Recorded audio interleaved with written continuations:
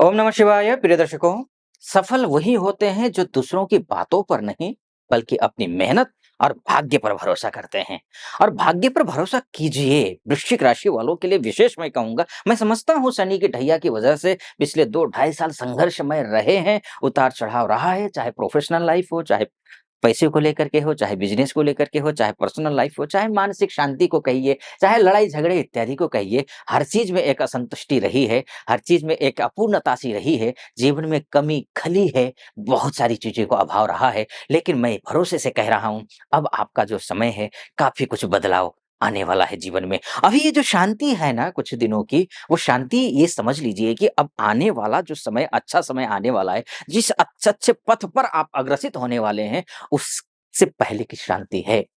अब ये सबसे पहले तो बात कर लेते हैं आपकी। हाँ, कुछ सावधानियाँ भी ज़रूरी हैं। वो पहले सावधानियाँ बता देता हूँ, वो सावधानियाँ क्या बरतनी है। वृश्चिक राशि है आपकी, वृश्चिक राशि के जो स्वामी होते हैं वो मंगल होते हैं। मंगल नीच के हैं और नीच के मंगल अच्छे नहीं होते हैं, खासकर भाग्य स्थान में मंगल नीच के हैं, भाग्य स्थान में लक्ष्मी योग बना कर के नीच के हैं। तो हनुमान चालीसा का पाठ करना आपके लिए आवश्यक है। अगर आप दुर्घटना से बचना चाहते हैं, ऋण से बचना चाहते हैं, रोग से बचना चाहते हैं, शत्रुओं से बचना चाहते हैं, अगर स्वास्थ्य ठीक रखना चाहते हैं, तो आपको हनुमान चालीसा का पाठ करना आवश्यक है नहीं, अत्यावश्यक है। अन्यथा जो भी मैं फलादेश करूँगा, आपको लगेगा कि शायद आचार्य जी ने जैसा कहा था, वैसा तो हुआ नहीं। आप ये शिकायत करेंगे। इसलिए मेरा निवेदन ये है, हनुमान चालीसा का पाठ करिए, विशेषकर हनुमान मंदिर जाइए, चमेली का तेल का एक मुखी दीपक जलाइए, लाल आसन पर बैठिए, हनुमान चालीसा का पाठ करिए। ऐसा करने से आपका मंगल ठीक होगा। मंगल ठीक होने का मतलब ये है कि जिन क्षेत्रों में आपको मैंने बोला कि सावधानी बरतने की ज़रूरत है, उन सभी क्षेत्रों में आपको सफलता मिलेगी, ठीक उलट हो जाएगा। जहाँ खराब था, वहाँ बहुत अच्छा हो जाएगा। अब आगे बढ़ता हूँ। क्या किन-किन क्षेत्रों में आपको सावधानी बरतनी है, वो तो मैंने आपको बताया। किन-किन क्षेत्रों में लाभ होगा, ये भी मैं आपको बताता हूँ। सबसे पहले तो ये समझ लीजिए कि आपके जो बुध हैं, वो 7 मई 2025 से षष्ठस्थ हो जाएँगे। षष्ठस्थ बुध होना शुभ नहीं होता है। आपका पैसा अधिक खर्च होता है, आपका सोर्स ऑफ इनकम में अनेक प्रकार की बाधाएँ आती हैं, ये सब कुछ होता है। लेकिन आपका बुध विपरीत राजयोग बना रहा है।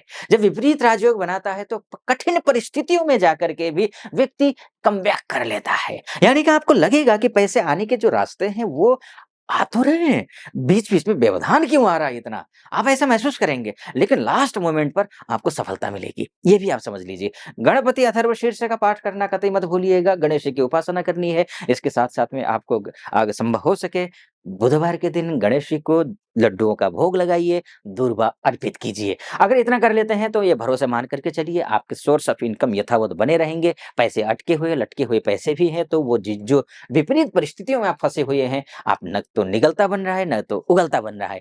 ऐसी स्थिति में अगर आप फँसे हुए हैं, तो आप उस स्थिति से निकलते हुए दिखाई दे रहे हैं। चाहे नौकरी कर रहे हों, चाहे बिज़नेस कर रहे हों, चाहे आपकी पर्सनल लाइफ़ हो, चाहे विद्यार्थी हों आप, इन सभी क्षेत्रों में आपको अच्छी सफलता मिलेगी। बुध अर्थात क्या? बुध अर्थात बुद्धि, विवेक, उसके साथ विद्या। बुध के कार्य क्षेत्र में आते हैं और बुध खासकर उन लोगों के लिए विशेष होता है जो शैक्षणिक क्षेत्र से जुड़े हुए हैं। चाहे स्कूल हो, चाहे कॉलेज हो, चाहे प्राइवेट सेक्टर में आप पढ़ाते हों, online classes, coaching classes, offline coaching classes लेते हों, आप सीए का काम करते हों, आप कहीं किसी फाइनेंस का काम करते हों, बैंकिंग सेक्टर से जुड़े हुए हैं, कपड़ों से रिलेटेड काम करते हैं, ग्रोसरी से रिलेटेड काम करते हैं, का कार्य करते हैं, विदेशों में रहते हैं, खासकर घूमने जाना चाह रहे हैं, उनके लिए शानदार समय है ये बुध की दृष्टिकोण से अगर मैं देखूँ तो बहुत ही अच्छा है। विदेशों में बहुत सारी हमारी माताएँ, बहनें, भाई-बंधु रहते हैं, उनको भी अनेक प्रकार की समस्याएँ होती हैं। हाँ, उनके लिए मैं ये ज़रूर बोलूँगा कि आप पैसा थोड़ा सँभाल करके खर्च करिए, चाहे यहीं क्यों ना हो। पैसा आएगा, चाहे विदेश में रहते हो, चाहे यहाँ रहते हो, लेकिन पैसे का सदुपयोग किस रूप में हो, इस बात का ध्यान रखने की ज़िम्मेदारी आपकी स्वयं की है। अपनी बस वाणी, भाषा, शैली का ध्यान रखना है, मैनेजमेंट सही रखना है। कहाँ पर खर्चा करना उचित है, कहाँ पर खर्चा करना उचित नहीं है, इस बात का विवेक आपको होना चाहिए। बस इतना ध्यान रखना।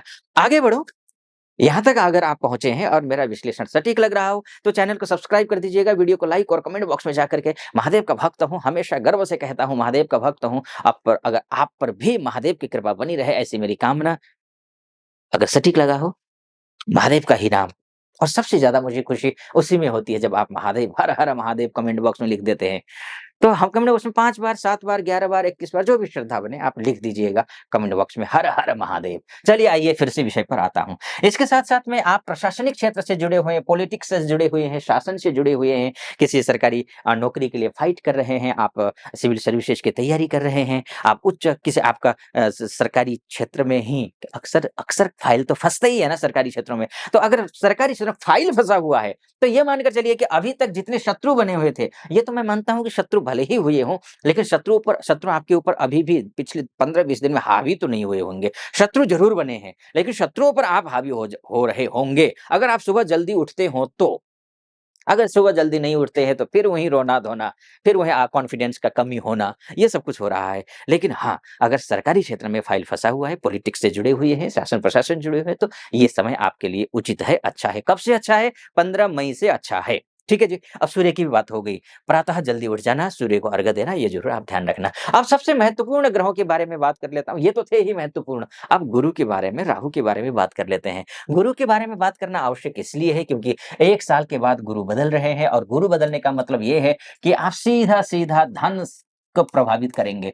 गुरु आपके लव लाइफ को, आपके एजुकेशन को, आपके बच्चों को, संतान को लेकर के आप उम्मीद करके बैठे हैं कि वही संतान बड़ी हो रही है, कहीं फाइट कर रही है, फाइट मतलब आप सिविल सर्विसेज़ की फाइट कर रही है, कहीं नौकरी के लिए जद्दोजहद कर रही है संतान, विदेश जाना है संतान को, कहीं कुछ करना है संतान, आप उम्मीद बढ़ाए लगाए बैठे हैं, शादी होनी है, नहीं हो पा रही थी। तो आप संतान से संबंधित जो भी परेशानियाँ हैं ना, उसको लेकर के किसी प्रकार के सुखद समाचार आपको मिल सकता है। कब से? 15 मई से।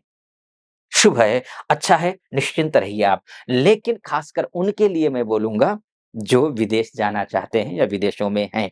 लेकिन स्वदेश में रहने वालों के लोगों के लिए मैं ये ज़रूर बोलूँगा, आप सावधानी बरतिए, अतिरिक्त सावधानी बरतिए। गुरु आपके लिए बहुत अच्छा नहीं है। तृतीय और अष्टमस्थ गुरु आपके लिए अनेक प्रकार बाधाएँ लाएगा, विवाह को लेकर के विवाह विच्छेद होना, वैवाहिक जीवन में कलह होना, शादीशुदा जीवन में कलह होने के साथ में अगर आप वर या वधू की तलाश कर रहे हैं, वहाँ पर सफलता ना मिल पाना, काम-बात बिगड़ जाना, ये भी हो सकता है। ये भी हो सकता है कि शैक्षिक दुनिया में तो हैं, जैसे मैंने बुध के मामले में कहा कि अच्छा होगा, लेकिन अब मैं कह रहा हूँ कि सतर्कता बरतनी है। करना क्या है?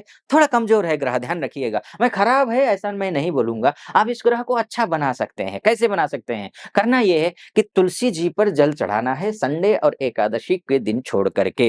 रोज़ आप जल चढ़ाइए, संडे और एकादशी छोड़िए और तुलसी जी को विशेषकर गुरुवार के दिन आप थोड़ी-सी चुटकी भर हल्दी डाल कर के आप तुलसी जी को जल चढ़ाइए और जल चढ़ाते समय ओम नमो भगवते वासुदेवाय इस मंत्र का जाप करते हुए आप जल चढ़ाइए, केसर का टीका लगाइए, आपके लिए भगवान भोलेनाथ अब विष्णु जी का नाम लीजिए, आप देखिए फिर आपका ग्रह भले ही कमज़ोर हो, लेकिन शुभ हो जाएगा। ये राहु की भी बात कर लेते हैं और गुरु क्या फल देगा, शुभ या अशुभ और क्या-क्या उपाय करना चाहिए, इसको लेकर के मैं तुरंत एक और वीडियो 2-4 दिन में आपके समक्ष आने वाला है।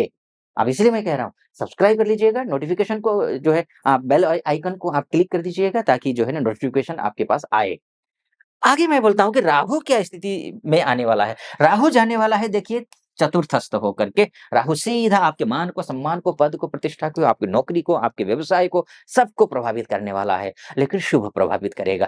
टर्म्स एंड कंडीशन के साथ में शुभ प्रभावित करेगा। राहु से संबंधित उपाय भी आपको कर लेना चाहिए। वो ये गर्मियों का सीज़न शुरू हुआ है, पानी निकाल दीजिए पक्षियों के लिए, बाजरा दे दीजिए पक्षियों के लिए, चींटियों के लिए आटे में चीनी डाल कर के खिला दीजिए। बस इतना कर लीजिए। इतना अगर करें राहु भी शांत हो जाएगा, ठीक रहेगा। बाकी उपाय विस्तार से मैंने एक और राहु स्पेशल मैंने बनाया है कि पूरा राहु जो 1.5 साल परिवर्तित हो, 1.5 साल के लिए जो प्रभावित करने वाले हैं, तो वो क्या प्रभावित करेंगे आपके लिए वृश्चिक राशि वालों के लिए, ये मैंने दिया हुआ है। वीडियो बना चुका हूँ, इसका लिंक आपको डिस्क्रिप्शन में मिल जाएगा। आप वहाँ जाइए, क्लिक कीजिए, आप वीडियो देख लीजिए, आपको आनंद आएगा। पूरा उपाय भी बताया हुआ है मैंने। चलिए, इस वीडियो को मैंने यहाँ पर मोटा-मोटी तौर पर बताने की कोशिश की है कि ऐसा-ऐसा होगा, ये ग्रह यहाँ गया है, लेकिन वास्तव में आपकी कुंडली ही आपका डीएनए है, दर्पण है। आप अपनी कुंडली दिखाना चाहते हैं, देश में रहते हो, विदेश में रहते हो, महिला हो या पुरुष हो, तो ये नीचे नंबर है, नीचे नंबर पे कॉल कीजिए, व्हाट्सएप कीजिए, मेरी टीम से बात कीजिए, अपॉइंटमेंट ले लीजिए, मैं स्वयं आपकी कुंडली का विश्लेषण करूँगा। सटीक लगा हो सब्सक्राइब, लाइक और कमेंट ज़रूर कर दीजिएगा। आप सुखी रहें, संपन्न रहें, महादेव की कृपा आप पर बनी रहे, ऐसी मेरी कामना। फिलहाल अनुमति चाहूँगा। ओम नमः शिवाय।